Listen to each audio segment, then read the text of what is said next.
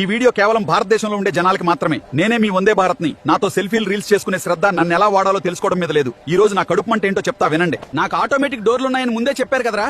ఆ డోర్ మూసుకునే టైంకి కావాలని కాల్ అడ్డు పెట్టడం, చేతిలో ఉన్న లగేజ్ బ్యాగ్ అడ్డు పెట్టడం ఏంట్రా? నేనేమన్నా మీ ఊరి పల్లె వెలుగు బస్సునా?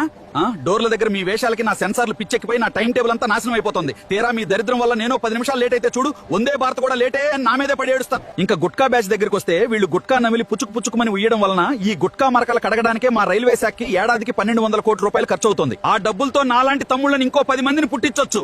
10 రూపాయలు గుట్కా కొని 100 కోట్లు దేశానికి బొక్క పెడుతున్నారు.